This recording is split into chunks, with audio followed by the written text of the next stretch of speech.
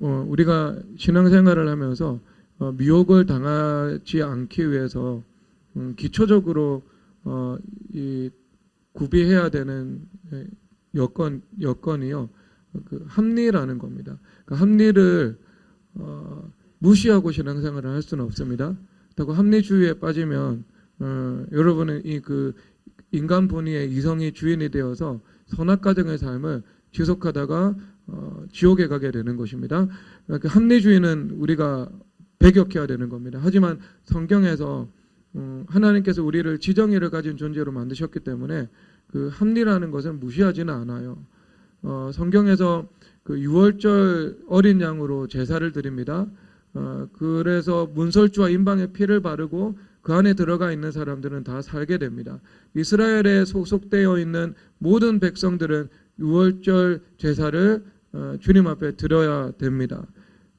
그러면 그 유월절 어린 양 한 마리로 제사에 참여하고 그 절기에 참여할 수 있는 일반적인 종족수는요, 10명에서 한 12명 정도로 보고 있습니다. 예수님께서 예수님의 제자들과 함께 13명에서 다락방에서 마지막 유월절 만찬을 나누셨지 않습니까? 그것을 통해서도 알 수 있죠. 그런데 하나님께서 말씀을 하십니다.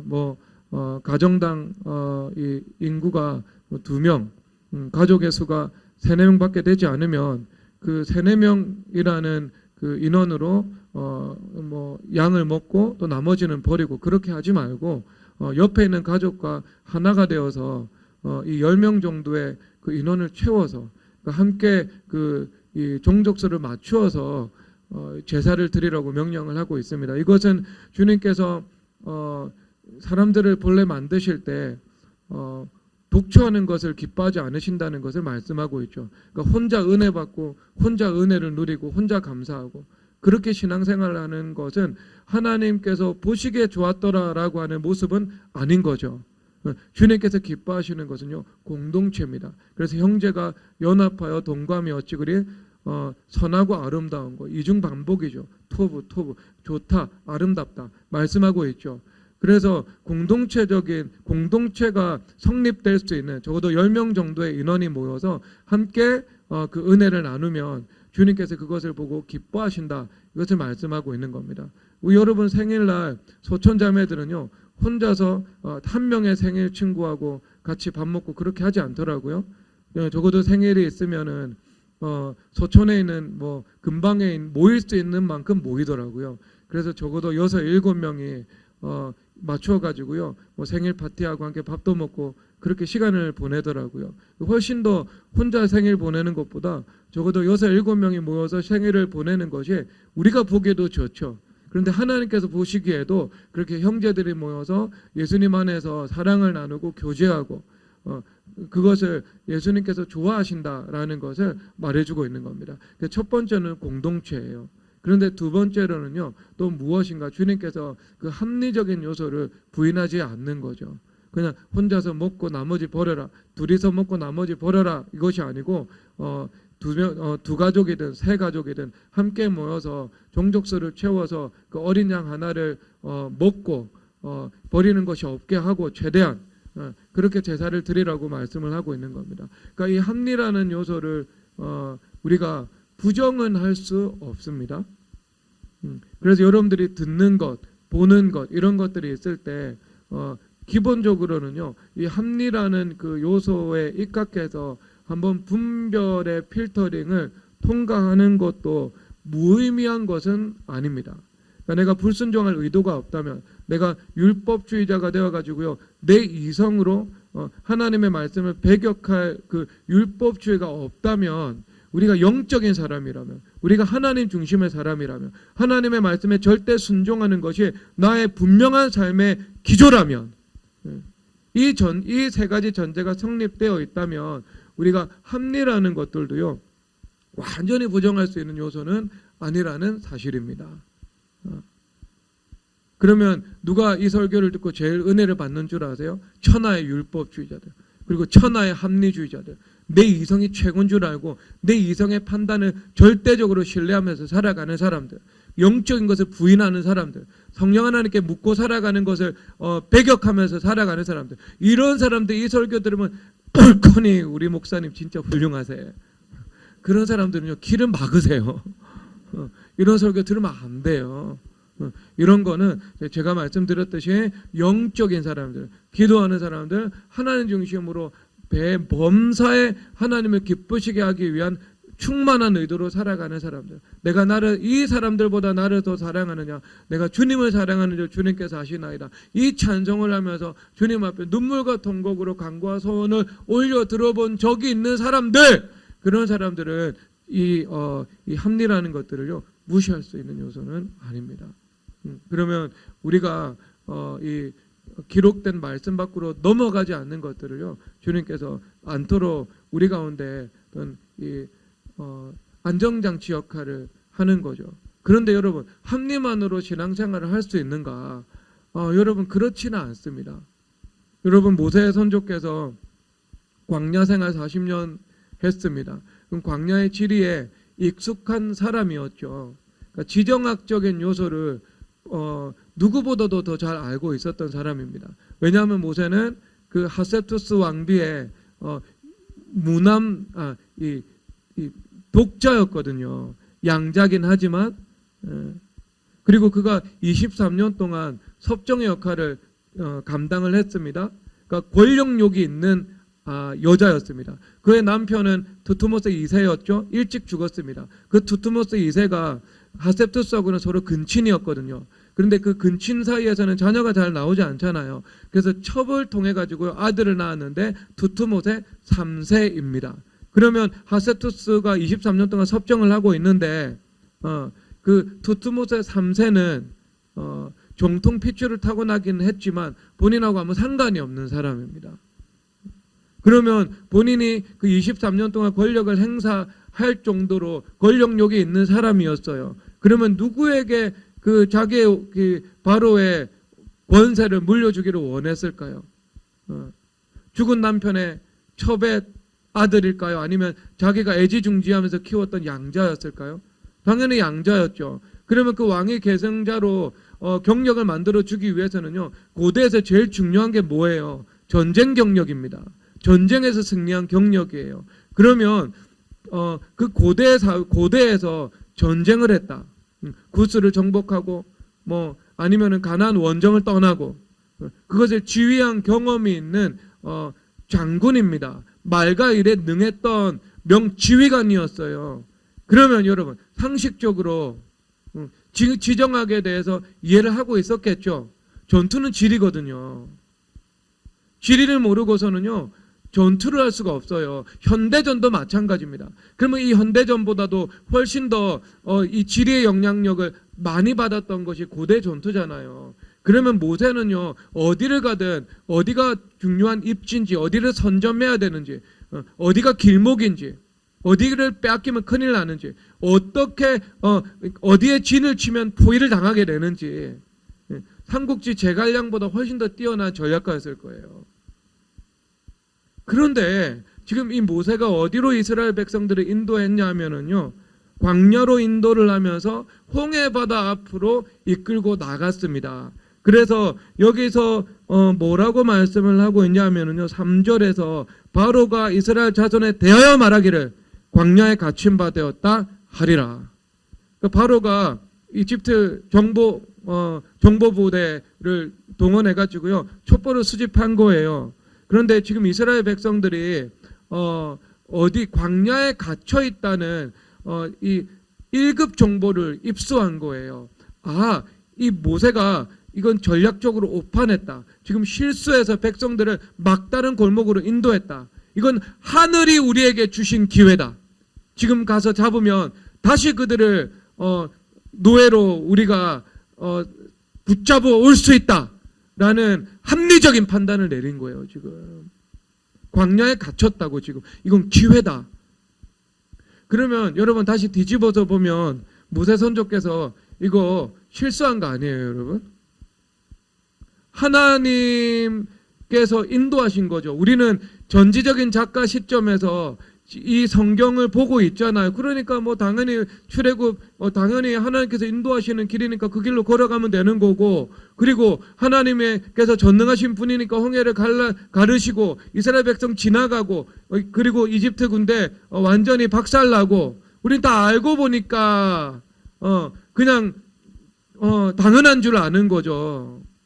하지만 그 당시에 전략을 이해하고 지리를 이해하고 정치를 이해하고 광야를 이해하고 리더십이 무엇인 줄 알고 있고 합리를 알고, 그런 모세의 관점에서는 하나님의 인도를 받아서 홍해 앞 비하이로 바닷가로 가고 있기는 했지만 이것이 합리의 일은 아니라는 것은 모세 선조도 분명히 알고 있었습니다. 갇히는 길로 가는 거예요. 지금 광야에 갇히는 길로 가는 거예요. 갈 수도 없고 다시 돌아갈 수도 없는 곳으로 지금 하나님께서 인도했고, 모세 선조는 순종해서 간 거예요. 지금 이스라엘 백성들은 광야를 몰라요. 전쟁을 몰라요. 지리를 몰라요. 그러니까 모르니까 따라가는데, 따라가긴 하고 있는데 뭔가 이상하죠. 왜? 앞에는 바다가 있고 뒤에는 광야가 있어요. 갈 데가 없다는 거는 이제 뭔가 인식을 한 거예요. 지금 이스라엘 백성도. 하지만 모세는요, 그거 다 알고 인도해서 지금 그 인도를 받아서 지금 가고 있는 거예요. 지금. 근데 가보니까 지금 홍해라니까. 여러분, 이것은 합리의 일은 아니죠. 그러니까 우리 신앙의 길은요, 합리만으로 설명할 수 없는 일들이 분명히 있습니다. 초월의 일들인 거예요. 그렇죠. 인간이 본인이 가지고 있는 이성이나 합리나 경험이나 아니면 지혜를 총동원해 가지고요, 최고의 플랜을 짜 놓았다고 생각을 해 봅시다. 그래서 그 길을 주도 면밀하게 신중함으로 걸어가고 있어요. 걸어가고 있음에도 불구하고요, 그렇게 걸어가고 있음에도 불구하고요, 인간이 가지고 있는 그 근원적인 인식의 한계로 인해서 하나님의 깊은 모략을 다 알지 못하는 경우들이 있지요. 하나님의 그 높으신 그 길과 뜻을 우리가 다 이해하지 못하는 경우들이 많이 있지요. 그래서 그 길을 걸어갔는데 심지어는 내가 합리와 지혜를 총동원해서 그 길을 걸어갔는데 결국 그 길을 갔는데 하나님의 크신 경륜 안에서 거기가 홍해다. 홍해바다 앞이다. 그래서 내가 그 홍해바다 앞에서 뒤에서는 애굽의 군대가 추격해오고 앞에는 바다가 있는 그 내가 어찌하지 못하는 상황 속에서 절망하는 경우가 있을까요? 없을까요? 있죠? 있습니다, 여러분. 굳이 초월의 영역까지 가지 않는다 할지라도요, 주도 면밀한 사람이 모든 이 지략을 총동원해서 정교한 계획을 짜고 그 계획을 실행했는데도요, 간과하는 부분이 있을 수 있고요, 예측을 뛰어넘는 일들이 있을 수 있고요, 내 통제 영역을 벗어나는 부분들이 있을 수가 있는 거예요. 그럼 예를 들어서 여러분들이 6개월 전에 내가 가지고 있는 자산들을 총동원해가지고요, 중장비 사업을 시작했습니다. 왜? 이제부터 정권이 바뀌었지? 정권이 바뀌니까 다시 이 아파트 재개발을 하겠지? 아파트 재개발을 하다 보면은 이제 중장비 수요가 늘어나겠지?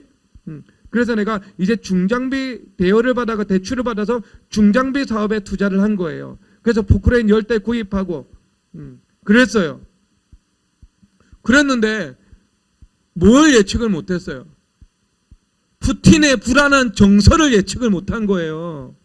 그래가지고 러시아가 우크라이나를 침공했네요. 국제 유가가 더블로 올라갔네요. 그래서 너무 경유값이 뛰어가지고요, 포크라인을 돌리면 돌릴수록 손해보는 구조가 형성되어 버린 거예요. 푸틴이 전쟁 일으킬지 어떻게 알았냐고. 설마.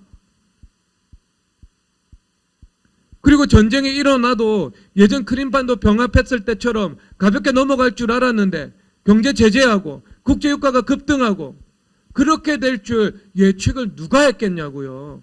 못하죠. 그렇죠, 여러분? 이건 아무리 주도 면밀한 전략가가 모든 지식과 정보와 자산을 총동원해서 내가 재무 계획을 짜고 그리고 사업에 이 계획을 실행하고 그렇게 했음에도 불구하고 그 영역 밖에 통제할 수 없는 일들이 있는 거예요. 합리적으로 봐도요. 그런데 때로는 이건 합리의 일들은 아니었거든요. 모세가 초월적으로 지금 불기둥이 있고 구름기둥이 있는 거예요. 그래서 하나하나 주님 앞에 여쭈면서 자기 주도성이 완전히 죽어진 상태에서 성령 하나님의 이끄심에 따라서 한 걸음 한 걸음 한 걸음 한 걸음 그냥 걸어왔습니다. 그런데 걸어와서 보니까 어때요? 앞에는 홍해 바다가 있고 뒤에는 애굽의 군대가 추격해오고 있는 그런 상황인 거예요. 그러니까 그런 일들이 우리에게 있을 수 있다? 있을 수 있습니다. 초월의 길을 걸어갈 때도 그런 일들이 있을 수 있고요. 그리고 합리의 길을 걸어갈 때도 그런 일들이 있을 수가 있습니다. 우리 통제 영역 밖, 인지 영역 밖의 일들이 있다고요. 초월적으로 성령 하나님 인도를 받든 내가 합리적으로 생각해서 그 길을 걸어가든 그러니까 사람들이 거기서 진짜 하나님께서 복을 주시는 거죠. 복을 주시는 거죠. 이거는 큰 우리의 삶 속에서는 우리 삶 속에 대입하면 큰 환난이고 큰 시험이고 큰 고난이거든요.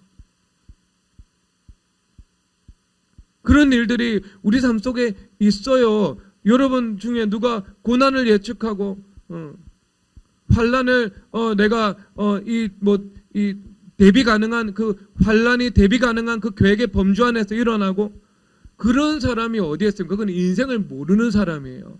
아직 인생의 쓴맛을 보지 못한 사람이에요. 아직 인생을 제대로 경험해 보지 못한 사람이고요. 고생 안 해본 사람이라고. 하지만 여러분 이런 일들이 있다는 것은요. 모든 개척해서 자립하기까지 목회한 목사님은 모든 사람들이 동의할 겁니다. 예외 없이.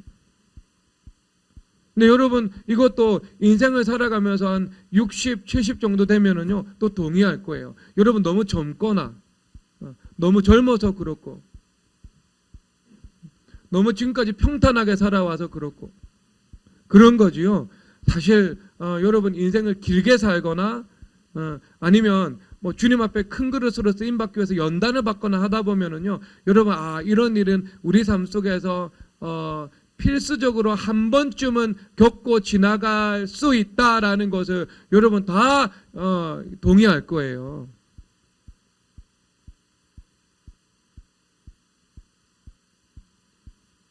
그렇죠? 그 하은이는 고개 끄덕일 나이가 아닌데 아직 뭘 안다고 네가 고개를 끄덕여. 적어도 아버지 정도는 돼야지 이게 공감이 되지. 무슨 20대가 뭐 그 힘든 일을 겪었다고? 수능 점수 스트레스밖에 겪어보지 못한 주제에 뭘 손동 정도는 돼야 돼요. 공장이 불타가지고요 1억을 손해보고 그러면 이 홍해라는 말 들으면은 확 와닿죠. 그렇죠? 안 와닿아요. 아직까지? 아직까지 안 와닿아요? 피아노가 다 불탔는데? 와닿을 거예요, 여러분. 그런 고난 누구나 겪을 수 있어요, 인생에. 한 번쯤은. 정말 이 어린 시절부터 탄탄한 하나님 중심으로 양육돼서 죄악의 거점이 마련될 여지가 없었던 사람이다. 그러면 여러분 평탄하게 갑니다. 그렇지 않다면은요, 여러분, 안 그래요. 왜냐하면 여러분 요한계시록 제가 한번 읽어 드릴게요. 요한계시록에서 이렇게 말씀을 하고 있어요. 요한계시록 7장 14절인데 내가 말하기를 내 주여 당신이 아시나이다 하니 그가 나에게 이르되 이는 큰 환난에서 나오는 자들인데 어린 양의 피에 그 옷을 씻어 희게 하였느니라. 아멘. 큰 환난 가운데 나오는 자들이에요. 그래서 그 큰 환난이 있는데 큰 환난을 통해서 주님께서 주시는 복이 무엇인가? 어린 양의 피로 그 옷을 씌어서 그 옷을 씻어서 희게 되었다라고 말씀을 하고 있는 거죠. 희게 하였느니라. 내가 희게 하는 것. 내가 적극적으로 그리스도의 피로 나의 영혼과 육체를 씻어서 나의 옷을 희게 하는 것. 무엇을 통해서? 큰 환난을 통해서, 연단을 받아서, 불시험을 통과해서 내가 정련이 되어서 내가 흰옷 입은 자들로, 정결한 자들로 내가 변화되었다 말씀하고 있는 겁니다. 여러분, 그것이 홍해가 우리에게 주는 축복입니다. 홍해가 우리에게 주는 축복이에요. 홍해가 없이도 그런 은혜를 누리시기를 주님의 이름으로 축복합니다. 아멘!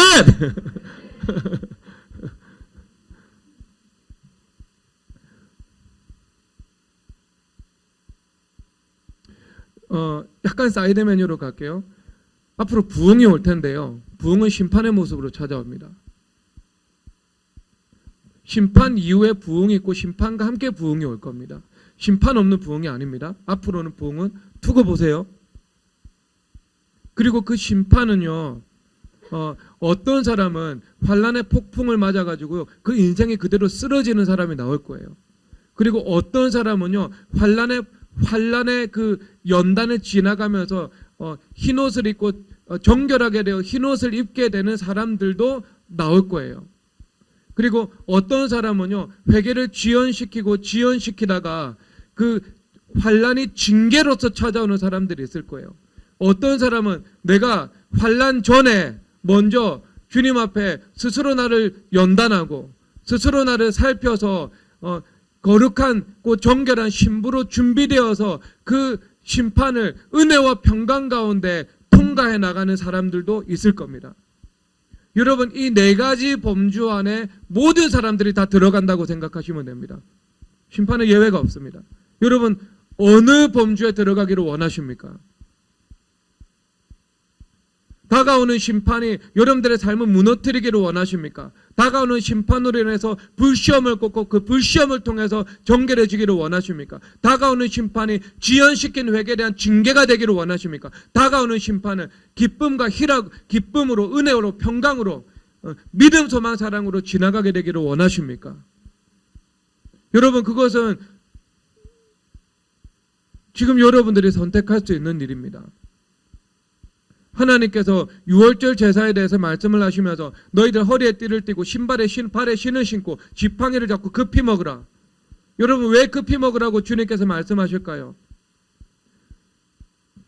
회개를 지연시키지 말라는 말입니다. 그것은요, 급히 먹고 급히 애굽 땅을 떠나라는 말씀이에요. 내일 죄를 떠나는 것이 아니고 오늘, 지금 이 순간, 오늘 그의 음성을 들을 때 죄를 떠나라고 주님께서 말씀하시는 거예요. 회개를 지연하면 안 됩니다. 회개를 지연하면 회개 지연에 대한 징계가 찾아옵니다. 회개를 지연시키지 않고 내가 지금 하나님의 말씀을 듣고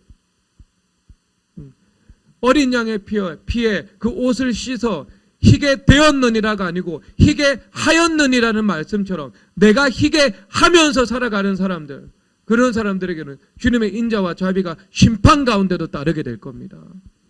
강팍하고 완악한 심령이 심판 없이 여러분 주님 앞에 부드러워지고 주님 앞에 깨트려지고 주님 앞에 낮추어지리라고 생각하십니까? 그렇지 않습니다, 여러분.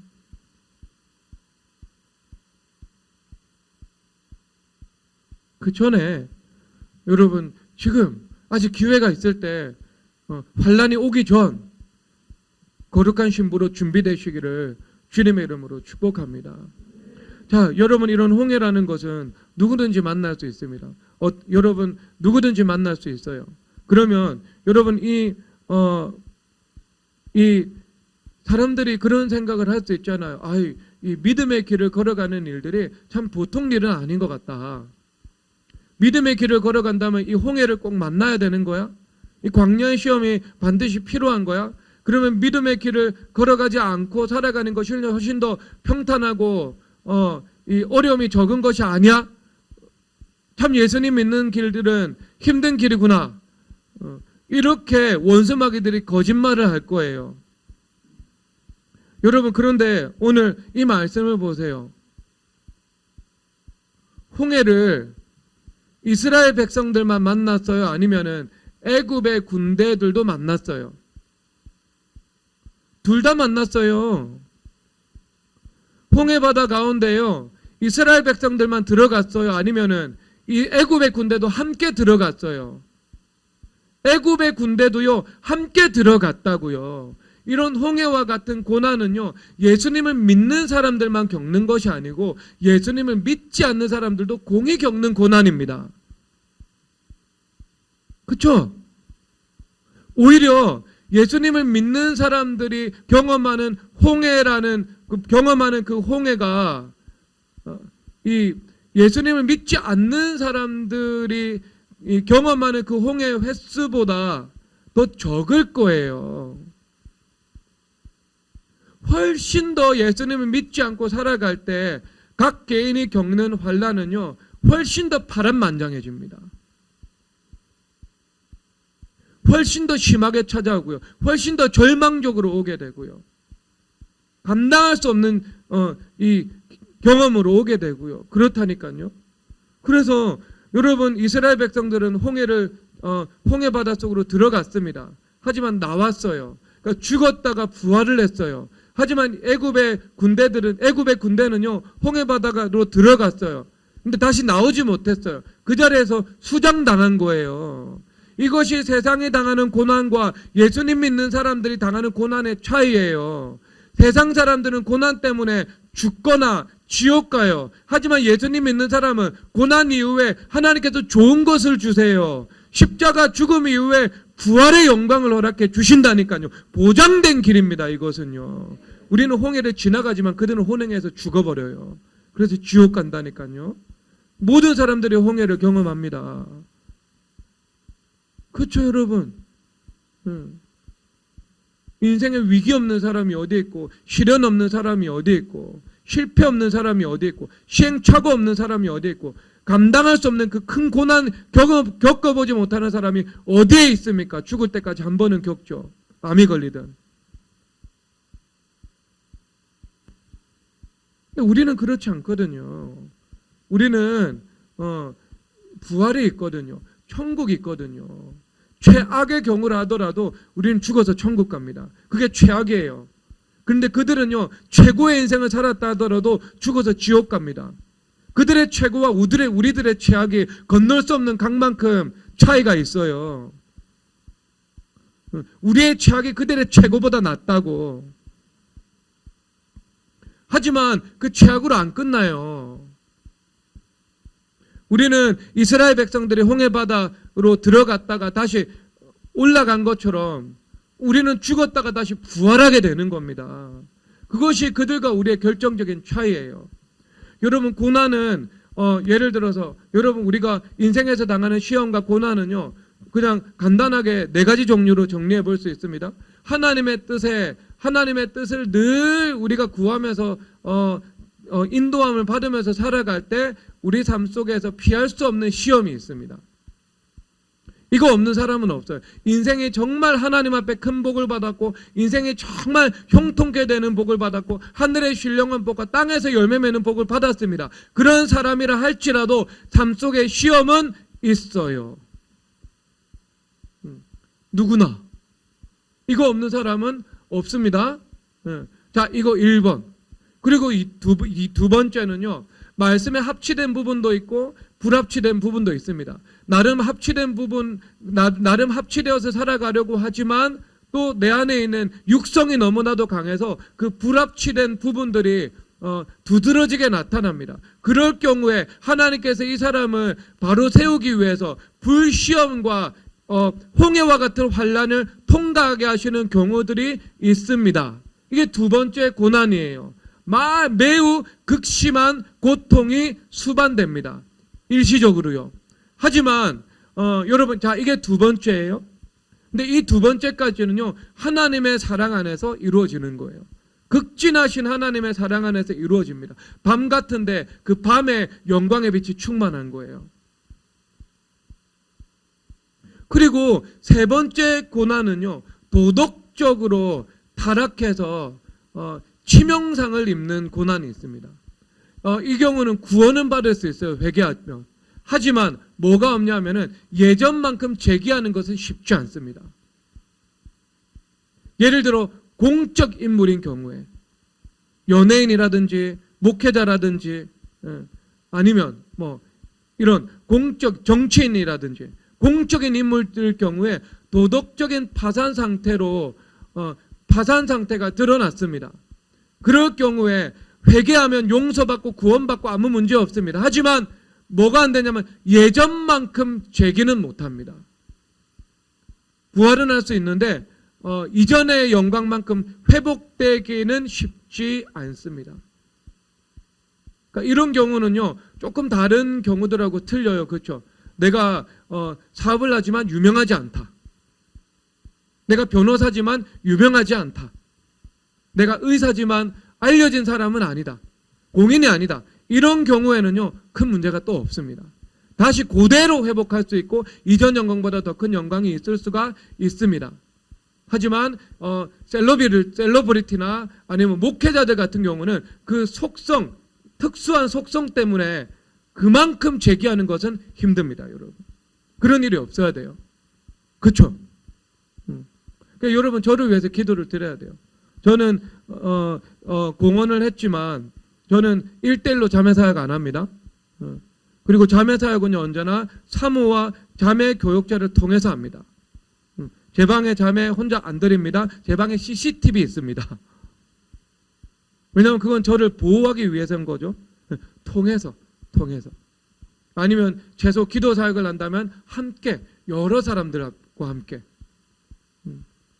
저를 보호하기 위해서 하는 거죠. 이상한 여자들이 있거든요. 교회가 커지면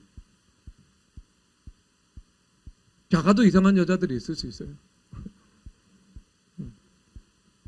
그래서 저는 교회가 커지면은요, 목양실 바로 앞에 부속실을 만들어 놓고 거기에 김영일 전도사와 박신혜 전사 책상 2개를 놔두려고. 누구나 제 방에 들어오려면 그 2사람을 통과해야 돼. 그러니까 아무나 못 오게 만들어 놓는 거지. 인해 장벽을 탁 쳐놓고 휴가는 번갈아 가면서 보내고. 만약에 휴가 둘 다 간다면 권사님 불러서 앉혀놔요.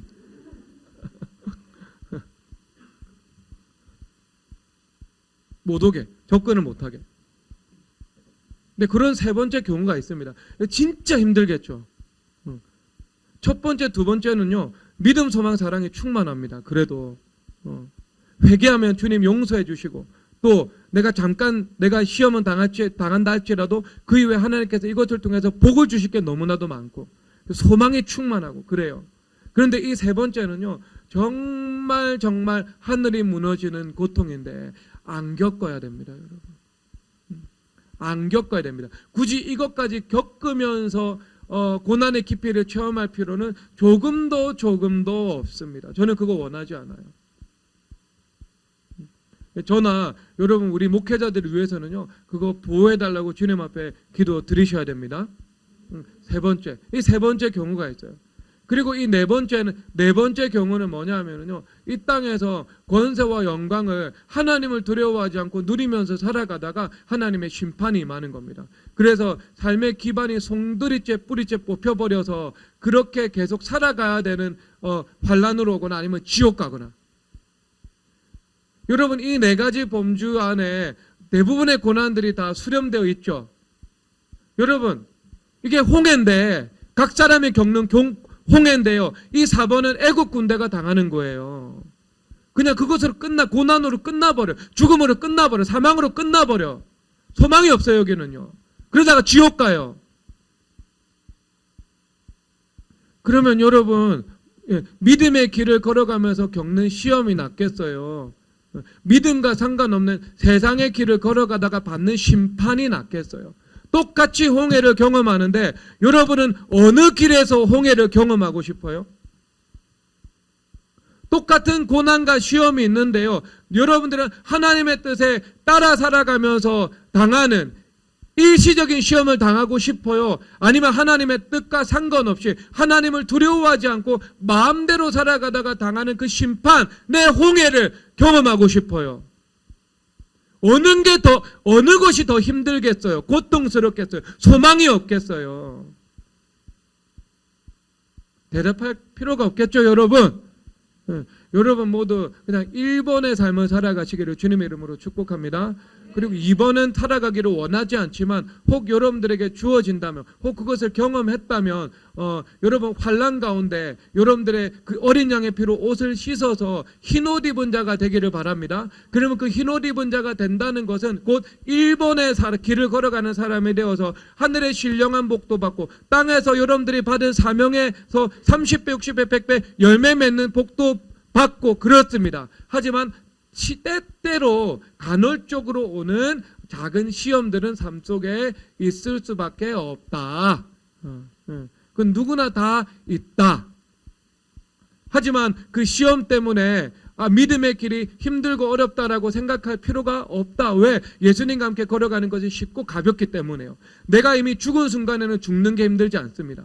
내가 자기 주도성이 십자가 연합해서 완전히 못 박힌 상황 가운데는요, 그 죽는 것이 고통스러운 일이 아니에요. 죽는 것도 쉽고 가볍게 됩니다. 가볍게 넘어가요. 그 작은 시험도 쉽고 가볍게 넘어갑니다. 하루 이틀이면 끝나버려요. 아무리 길어도 이틀에서 3일이면 끝나버립니다. 내 마음에서 이미 자유해졌어요. 자유해졌어. 그냥 물리적으로 새벽빛이 떠오르는 그 시간만 기다리고 있으면 돼요. 왜? 그때까지 정耿耿耿하고 불안해하면서 아니요. 그때까지 은혜와 평강 가운데, 자유 가운데 누리면서요. 여러분, 이런 인생이 어디 있어요? 쉽고 가벼운 거예요. 2는 일로 수렴되죠. 그런데 여러분, 세상은요, 믿음과 상관없이, 하나님 두려움과 상관없이 겪는 고난은요, 파괴적인 고난이에요. 고통스럽기만 하다니까요, 그것을.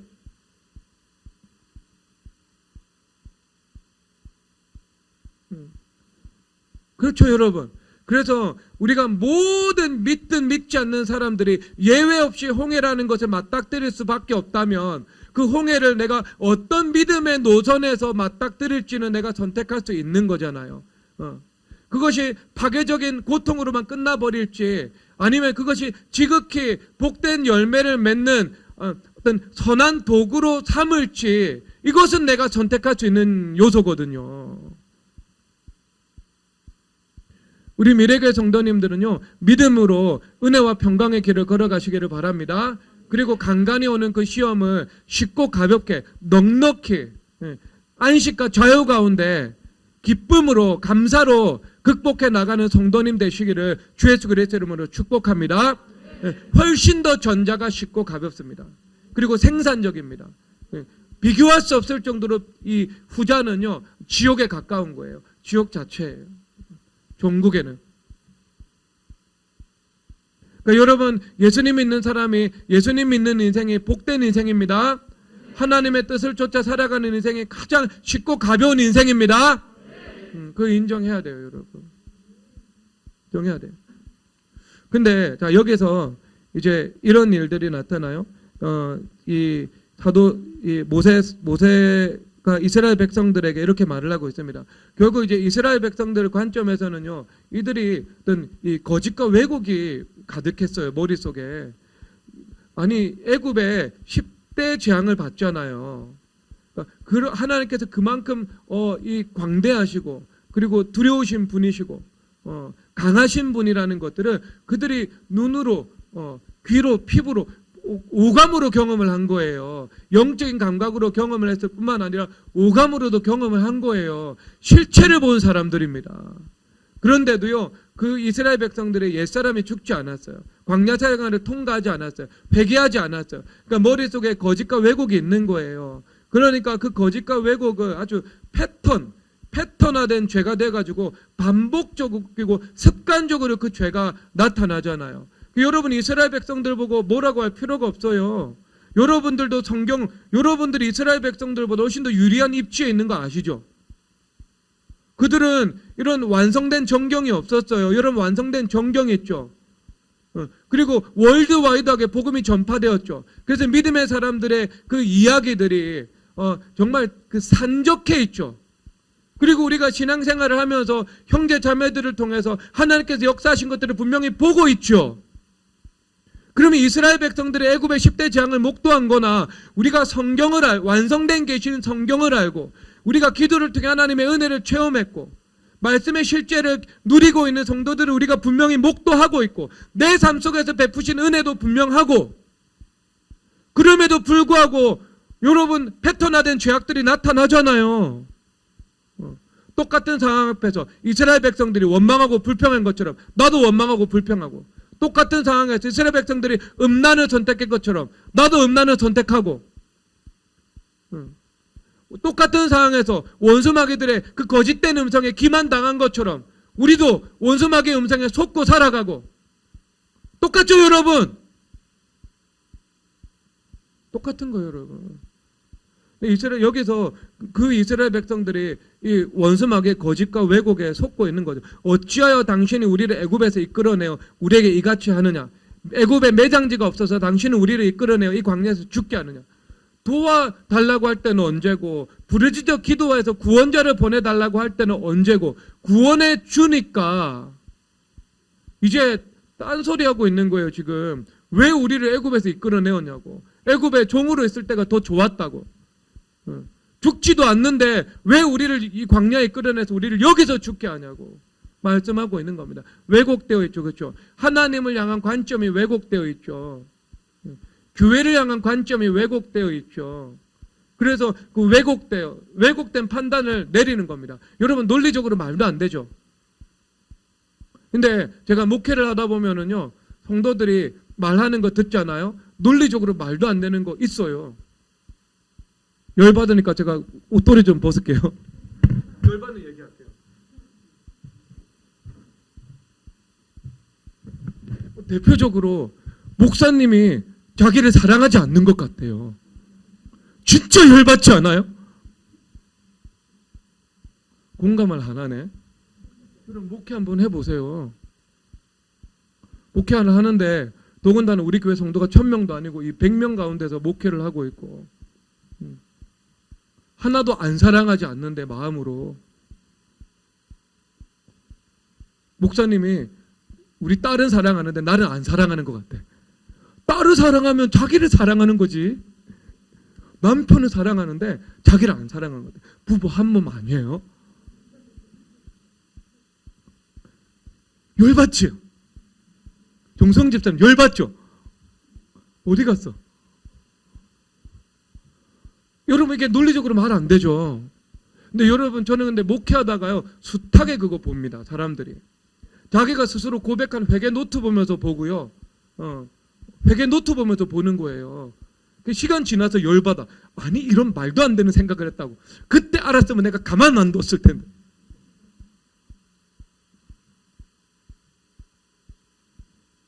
말도 안 되는 비방하고요.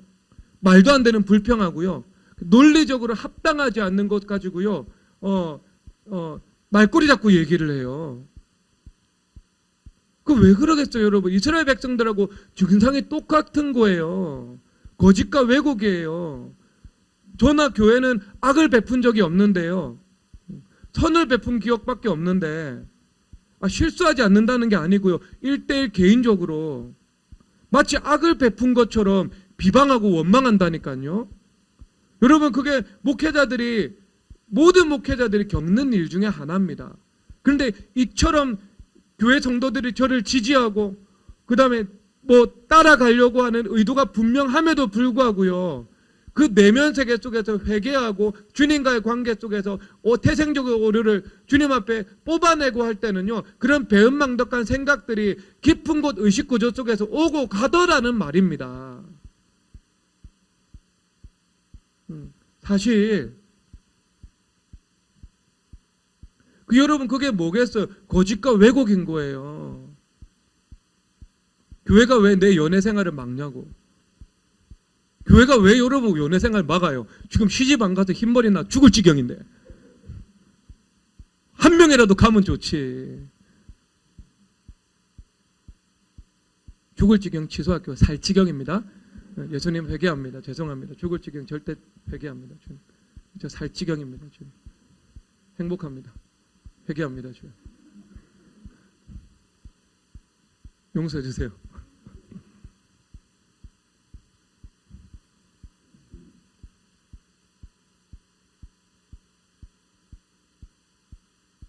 왜 여러분 연애 생활을 막아요, 교회가? 아니에요, 여러분. 그 길로 가면 거짓과 미혹에 빠져서 돌이킬 수 없는 실수를 할 게 뻔히 보이니까 하지 말라고 하는 거예요.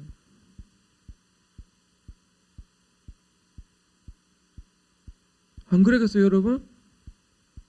결혼하는 게 얼마나 중요한 일이에요. 결혼 잘못하는 것보다 안 하는 게 낫지.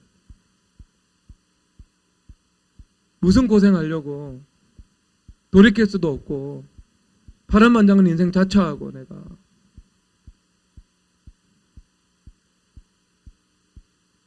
여러분, 그거는 원수막의 거짓과 왜곡이에요. 내 안에서 왜곡된 판단을 낳는 거고요. 원수마귀가 지속적으로 나한테 거짓말을 하는 거예요. 그러니까 반복적이고 습관적인 그 죄악의 패턴이 내 삶 속에서 지금 드러나는 겁니다. 여러분, 그거 해결되기 전까지는요, 주님께서 좋은 걸 못 주십니다. 안 주십니다. 반복적으로 걸려 넘어질 수밖에 없어요. 주님 앞에 그런 경우는 무엇을 구하셔야 되는가? 주님 앞에 신중함을 구하십시오. 그리고 주님 앞에 지혜를 구하십시오. 지혜가 곧 분별력입니다. 그리고 바로바로 선택하지 마십시오. 거짓과 미혹을 다룰 때요, 제일 중요한 것은요, 여러분 듣고 보는 것이 있을 수 있거든요. 성령 하나님으로부터 온 것도 있고 마귀로부터 온 것도 있어요. 그런데 그 듣고 본 것에 입각해서 과신해서 바로 선택하지 않는 겁니다. 듣고 본 것은 시작이고요. 주님 앞에 시간을 두고 하나님 앞에 기도 드리고 주님 앞에 여쭙는 거예요. 그러면 주님께서 정리해 주세요. 여러분, 감정을 하나님의 뜻이라고 생각하지 마세요. 감정은 거룩한 감정도 있어요. 예수님을 사랑하는 것들, 그리고 주님께서 주시는 기쁨들. 그런데 그 안에도요, 어떤 인간의 그 감정들이 함께 혼합이 되어 있다고요. 여러분, 감정이라는 영역이 섹터가 구분이 됩니까? 정확하게 땅 따먹게 하는 것처럼 구분이 안 되잖아요. 감정 안에는 모든 것이 다 담겨 있고 모든 것이 다 녹여 있고 녹여져 있고 모든 것이 다 섞여져 있잖아요. 그래서 하나님을 기뻐하는 것 같은데 거기에 어떤 교만에서 나오는 만족과 도취도 있는 것이고요. 그렇죠. 하나님의 영광을 위해서 내가 열정을 품는 것 같은데 하나님의 영광으로 포장된 자기 영광도 그 안에 섞여 있는 거고요. 순전한 영혼의 사랑 같은데요, 그렇지 못하고 그 안에 내 안에 욕심이 끼어 있을 수도 있는 거고요. 그 안에 여러분, 우리 감정은요, 거룩한 신앙 감정도 있을 수 있겠지만, 하지만 나 인간적인 감정이 더 많습니다. 언제까지? 회개할 때까지요. 정말 여러분들이 회개해가지고요, 그런 인간적인 왜곡과 거짓과 그 감정, 부정적인 감정의 요소들이 다 뿌리가 뽑혔어요. 그럴 때는 거룩한 신앙 감정인 하나님을 사랑하고 영혼들을 사랑하는 것과 주님을 그 기뻐하는 것과 은혜와 평강의 그 정서 안에 거하는 것, 이것이 그 거룩한 정서로서 우리 가운데 존재하게 돼요. 그리고 그 거룩한 것을 알기 때문에 나한테 그 위패가 들어온 것을 내가 하루 이틀 아니면 1분, 2분 만에 분별해서 그것을 쫓아낼 수 있게 된다니까요. 근데 여러분, 이게 얼마나 고양된 회개 경지인지 모릅니다. 이거는요. 그거 구분하는 거 쉽지 않습니다. 정말 쉽지 않습니다. 진짜 고차원적으로 회개해야 내 감정 속에서 흙과 백을 구분해낼 수 있어요. 경험적인, 여러분, 이거는요.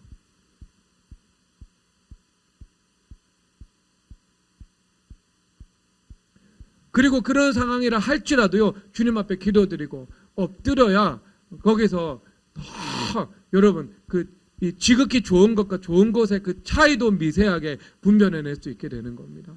모든 것이 가하나 모든 것이 유익하지 않다는 그 차이, 그것을 분별해낼 수 있게 된다니까요.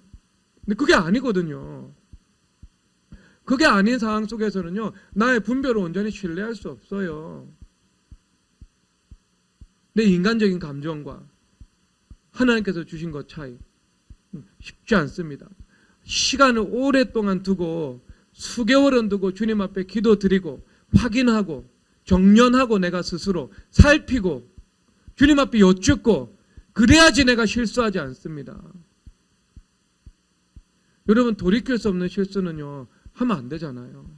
그렇죠. 성령 하나님 인도함을 받아가면서 겪는 홍해는 초월적인 홍해인데 그것이 아니고 내가 정말 치명적으로 어떤 원수마귀에게 등을 내보이는 그 실수를 하게 되잖아요. 불기둥과 구름기둥이 우리 뒤에서 가지 않고 우리 앞에서 가고 있거든요. 지금 앞에서 가고 있거든요. 여기서.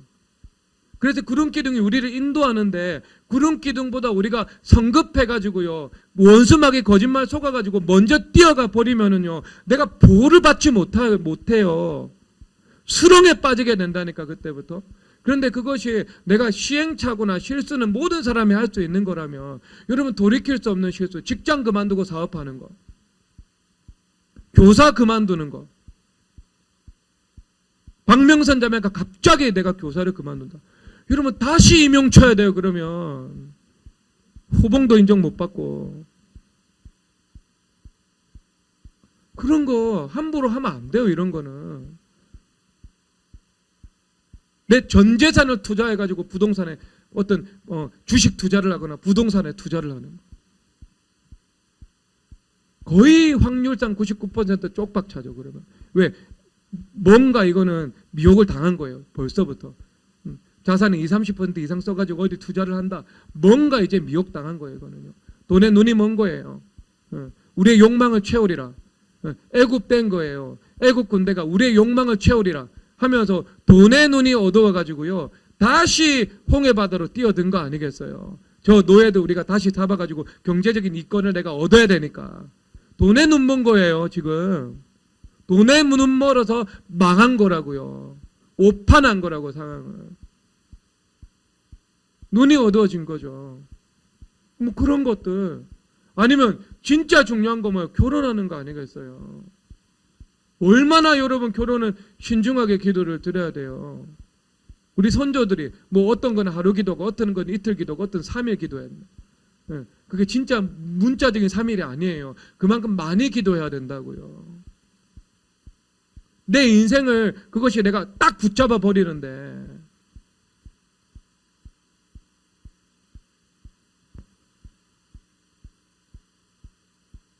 안 그러겠어요? 근데 여러분 그 근본적인 문제를 직시해야 됩니다.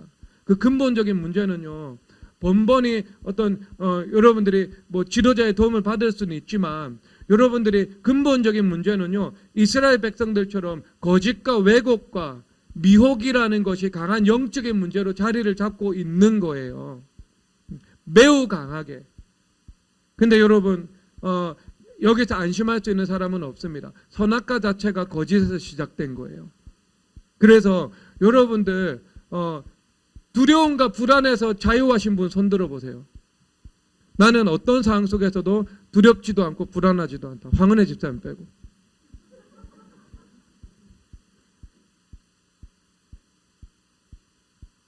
없죠? 황은혜 집사님 두렵고 불안할 때 있어요. 1년 중에 한 번 정도 있어요? 없어요? 예? 최근 1년 동안 두려웠던 적이 있어요? 없어요? 아, 거기까지 회개가 안 됐네요. 겸손하게 대답하시네. 예외적인 인간은 따로 두고요. 우리의 보통 사람들, 그냥 우리의 지극히 상식계의 범주 안에 있는 평범한 사람들은요, 두려움과 불안에서 자유한 사람은 없죠. 그럼 그 두려움과 불안은 누가 주겠어요? 원수마귀들이 거짓말을 여러분들에게 하는 겁니다. 너 이 홍해 앞에서 너 인생 이제 망할 거야. 너 저 홍해 바다로 들어가지. 너 이제 수장당할 거야. 하나님께서 너를 광야로 이끌어내어서 여기서 너를 죽게 할 거야. 너 다시 뭐 살지 못해. 이렇게 원수마귀들이 거짓말을 하는 거예요. 그러니까 두려움과 불안이 올라오는 거죠. 올라오는 거죠. 그렇죠? 그러니까 여러분 안에 그러면 거짓이 있습니까? 없습니까? 거짓이 있습니다.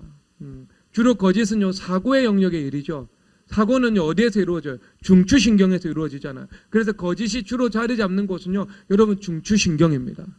원수마귀의 거짓말이 계속 여러분들에게 길을 만들어내는 거예요. 시냅스를 연결시켜서 신경세포와 신경세포가 연접이 되는 겁니다. 신경가소성이라고 하거든요. 활용하면 활용할수록 그 연결이요,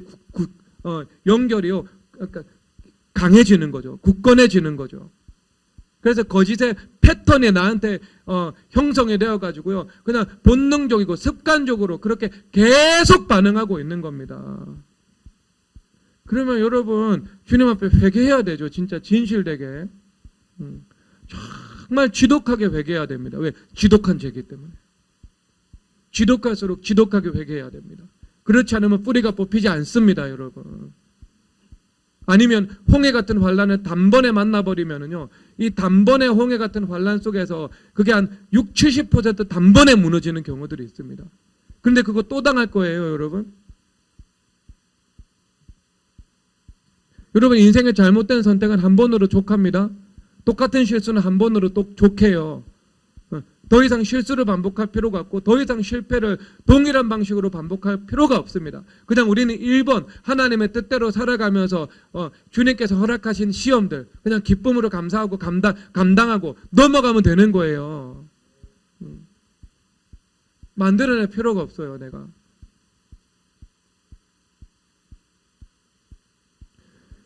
자, 그런 경우에 어떻게 이제 주님께서 해결을 하는가? 주님께서 이렇게 말씀을 하고 있습니다. 모세가 말을 하고 있습니다. 13절 다 함께 읽겠습니다. 시작. 모세가 백성에게 이르되 너는 두려워하지 말고 가만히 서서 여호와께서 오늘 너희를 위하여 행하시는 구원을 보라. 너희가 오늘 본 애굽 사람을 영원히 다시 보지 아니하리라. 아멘. 뭐라고 말씀을 하세요? 가만히 서서 여호와께서 행하시는 구원을 보라. 여기서 가만히 있으라고 말씀을 하세요. 왜 가만히 있으라고 말씀을 하시죠? 통제 영역 바뀌니까. 내가 예측하고 내가 통제할 수 있고 그런 영역의 일들이 아니니까 가만히 있으라고 하는 겁니다. 때로 우리가 지혜로 해결해야 될 때가 있고 때로 주님 앞에 순종해서 무언가를 내가 권위를 행사하면서 해결해야 될 때가 있고 그렇죠. 때로 기도하면서 기도로 내가 사람을 만나서 풀어내야 되는 일들도 있고 다 있잖아요. 또 많이 하면서. 그런데 여기서는요, 그냥 사람 만날 필요도 없고, 그 다음에 내가 전략을 짤 필요도 없고, 여기서는 그 다음에 내가 뭔가 행동할 필요도 없고, 그냥 여기서는 가만히 있으면 된다. 왜? 너네들 할 일이 없다. 너희들이 할 수 있는 그 영역 밖의 일이다. 그렇기 때문에 가만히 서서 여호와께서 행하시는 구원을 보면 된다는 거죠. 주님 앞에 찬송하고 주님 앞에 기도를 드리면서 나머지 그 모든 영역의 일들은 하나님께서 다 알아서 처리해 주신다는 말씀입니다. 그래서 그 찬송 있잖아요. 그 돈 모엔의 나의 가는 길. God will make a way. God will make a way for us.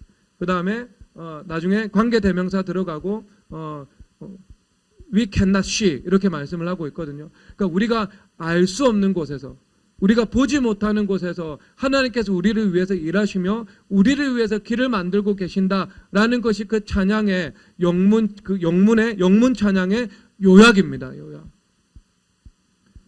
우리가 할 수 없는 일이기 때문에 통제 영역 밖에 있는 일이기 때문에 우리는 가만히 있으면 되는 거죠. 주님 앞에 기도하고 찬송하고 하나님을 바라보기만 한다면 하나님께서 행하셔서 주님의 역사로 그 문제를 풀어주시는 것을 말씀하고 있는 것입니다. 그 주님께서 홍해가 갈라지는 그 기적을 주님께서 베풀어 주시는 것이지요. 그래서 그 길을 주님의 명령에 따라 건너기만 하면 되는 겁니다. 그때는요. 내가 한 일은 아무것도 없어요. 찬송하고 기도하고 홍해는 주님께서 갈라 놓으셨고 그리고 애굽인들은 주님께서 막으시고 병거밖에 빠지게 만드시고 애굽에 다 그 홍해 바다에 수장시키시고 나는 그냥 그것을 지나가기만 하면 되는 겁니다. 예수님과 동행하면서 그 시간을 보내기만 하면 되는 거죠. 여러분 이 홍해의 고난 모든 사람들이 당할 수 있는 고난입니다. 그런데 이 홍해의 고난을 통해서 하나님께서 홍해를 가르는 그 기적을 베푸시고 죽음 이후에 부활을 허락하시고 또 하나님께서 행하시는 그 권능이 여러분 삶 속에서 충만하게 나타나기를 주 예수 그리스도의 이름으로 축복합니다. 시간 찬송하도록 하겠습니다. 마귀들과 싸울지라 찬송하도록 하겠습니다.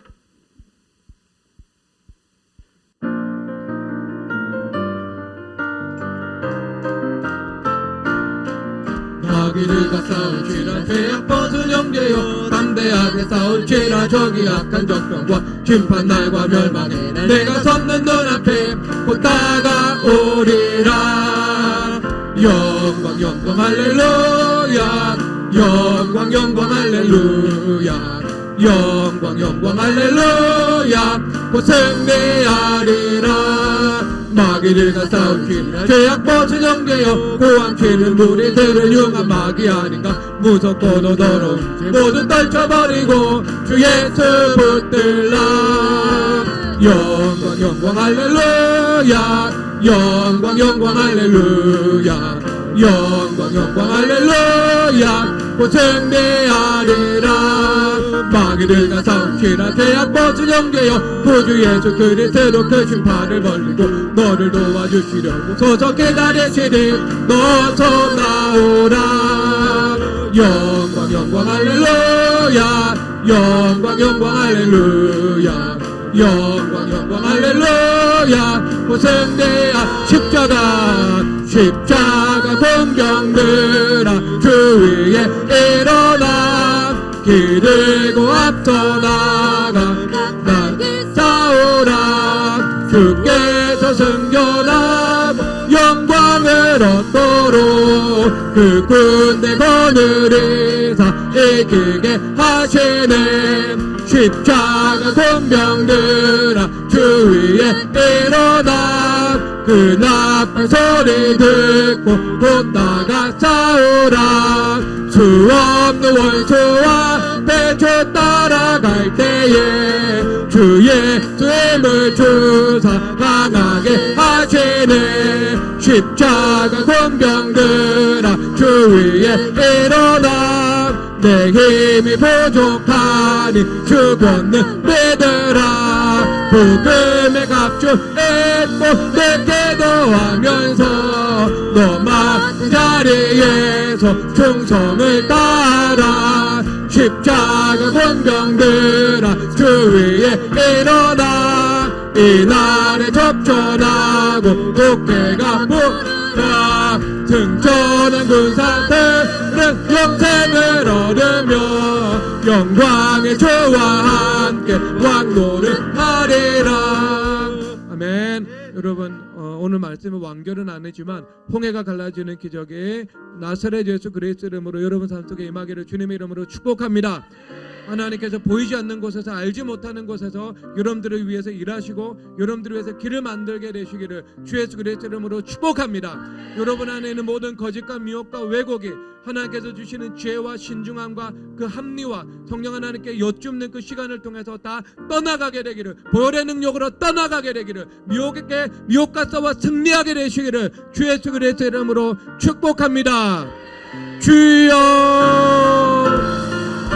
주